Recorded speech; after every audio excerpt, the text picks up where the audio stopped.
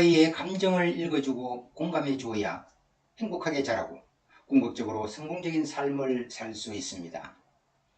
자기 감정을 드러내지 않고 사는 부모들이 많기 때문에 본인 감정 표현은 할 것도 없고 아이의 감정을 제대로 이해하기가 쉽지 않습니다. 자식 마음을 100% 공감할 수 있는 부모는 없습니다. 그러나 아이의 타고난 기질을 알면 공감하기도 쉬워집니다. 같은 상황에서 똑같이 말했는데도 어떤 아이는 상처를 받고 어떤 아이는 눈 하나 깜빡하지 않습니다. 저마다 타고난 기질이 다르기 때문이죠. 태어나면서 이미 갖고 있는 성향을 기질이라고 합니다. 이는 타고난 성향이라서 크게 달라지지 않습니다. 평생 크게 달라지지 않습니다. 체스와 토마스 박사는 아이들이 대략 3가지 기질로 구분된다고 하였습니다. 순둥이형, 체제거부형, 대기만성형으로 어느 한 기질이 분명한 아이도 있지만 섞여있는 경우도 적지 않다고 합니다. 순둥이형은 아기 때 잘 먹고 잘 웃어 부모를 행복하게 해줍니다. 잘 먹이고 기저귀만 제때 갈아주면 보채는 일도 없습니다. 부모님 말씀도 잘 듣고 시키는 대로 콩고분 잘 따릅니다. 기질이 그렇게 타고난 것입니다.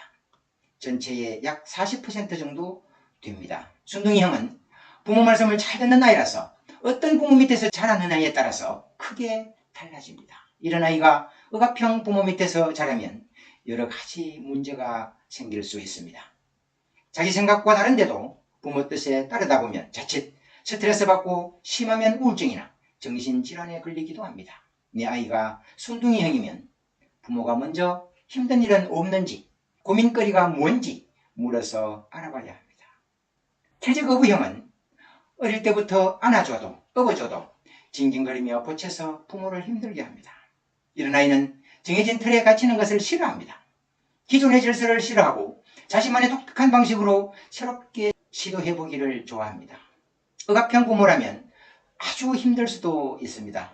어찌 보면 골치 아픈 아이라고 생각할 수도 있지만 인류학자들은 이런 아이들 덕분에 사회는 꾸준히 새로운 모습을 추구하고 발전한다고 합니다. 전체의 약 10% 정도 태어납니다. 가끔은 아이가 하도 엇나가서 제대로 키울 수 있을까 하는 회의감마저 들지만 요즘같이 변화무쌍한 시대에 큰 장점이 될 수도 있지요. 아이의 특성, 개성을 억누르지 말고 긍정적으로 보며 개발해 주려는 노력이 필요합니다. 대기만성형은 전체의 약 15% 정도라고 합니다. 한참 뜸을 들이고 행동이나 말을 느리게 하는 경향을 지니고 태어납니다. 부모는 이런 아이를 키울 때 답답할 수 있고 느리고 굼뜬 아이를 보면서 속이 터지는 느낌을 받습니다. 대기만성형 아이는 새로운 것을 좋아하지 않으며 적응하는 시간도 많이 걸립니다. 일단 한번 적응하면 변덕 부리지 않고 꾸준해서 자신의 일에 성공할 확률이 높습니다. 대기만성형 아이에게 필요한 것은 지켜봐주는 자세입니다. 아이의 기질을 인정해야 감정이 서로 통합니다. 요즘 아이들은 스트레스를 풀 곳도 별로 없습니다. 학교, 집, 학원 어느 하나 쉴 곳이 없습니다. 컴퓨터, 휴대폰이 겨우 스트레스를 날려보내는 쾌렌시아 역할을 합니다. 이런 도피처를 무작정 없애버리면 아이와 감정의 골이 깊어질 수밖에 없습니다.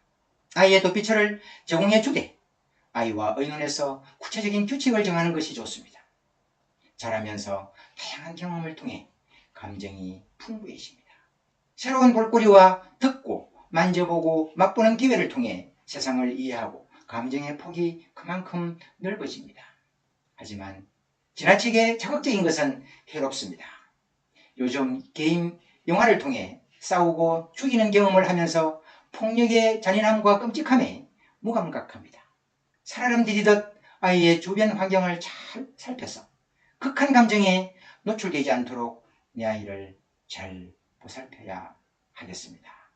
아이의 기질을 잘 파악해서 아이의 감정에 공감할 수 있을 때까지 포기하지 말아야 합니다. 뇌과학자들은 새로운 것이 습관화되려면 평균 21일 정도 걸리고 완전히 몸에 배는 데는 약 100일 정도 걸린다고 했습니다. 3달 남짓 노력하면 자연스러워집니다. 다음 주에 뵙겠습니다.